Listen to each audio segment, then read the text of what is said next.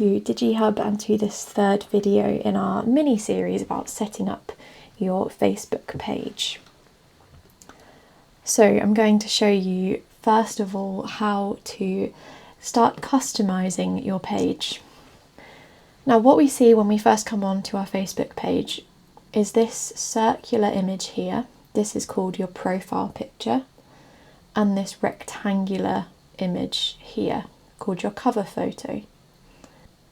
It's important to have both of these populated just because it makes your page look more welcoming and inviting when people come onto it. So let's start off by adding our profile picture, which will go here in this circle. Now I always recommend that you either use your church's logo if you have one. If you don't have a logo, then use a picture which clearly shows the front of your church building. The reason I say that is just because it helps people to recognise you. If you have your logo that appears on all of your marketing materials, your posters, everything that goes out to your community, etc., then that will create brand loyalty. People will recognise your brand, they'll recognise your logo. Alternatively, if you don't have your logo, then by using a picture of the front of your church, people will know where they are looking for when they come to visit you.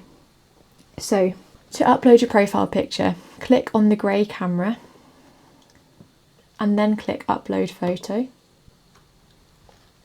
and then upload your image from your device. I'm just going to use the Methodist Orb logo for now.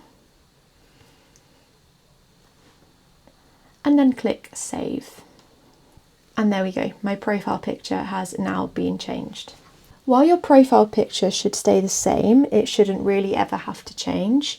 Your cover photo can be much more interchangeable, so it could highlight, for example, a significant Advent service that you have coming up in December, or it could just be a lovely photo of your congregation if you don't have anything in particular that you want to advertise. So this is much more interchangeable. Click on that grey camera button and then upload photo. Ideally you need to choose a landscape image for this, so I'm going to use this one. And then you can drag your photo to reposition it so that it's sitting where you want it to be. When you're happy with where it's sitting, click Save Changes. And there we go, you have now started to customise your page. You've got your profile picture and your cover photo set up and ready. What comes next is this About section, or your intro section. Let's start off by adding a bio. Click that grey Add Bio button. Essentially what this section is a very short bit of text which tells people what they need to know about your church. So this could be your vision and mission statement, for example, or it could just be telling people that they are welcome.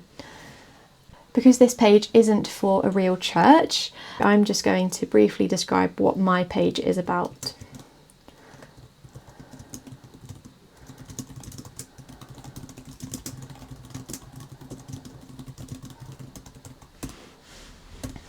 And then click save. So that will appear here when people first come onto your page, so it's important to have that set up. You can now add some more details. There are a couple of ways you can do this. Either click that grey Edit Details button or go to About along this top menu. Now the section that you're going to want to focus on is the Contact and Basic Info section, where you can add your address, phone number, email address, your website, social links, etc. There is loads of information that you can add here if you have it. So for instance, if we click Add a Website, I might like to add the district's website to this Facebook page, so I'm just going to copy and paste that web address over and click save. If you have an Instagram account, for example, you could click Add Social Link. It will then ask you for your username where you can add it there. If you have an administrator or perhaps an office that has an email address, you could click Add Email and then click Save. It's worth noting that the email address you put in here will be completely public, so don't use one if you don't want people to be able to contact you through it. If you keep scrolling down, you get to a few more different options that you can have a look at if you would like to, And there are more details down this left-hand side. You're probably not going to find that they're very relevant to you, but do make sure that you've filled out the contact and basic info section. If we now go back to our home page, we can see our profile picture, our cover picture, our introduction, and the web address that we added. So there's a little bit of a tutorial on how to start to customize your page.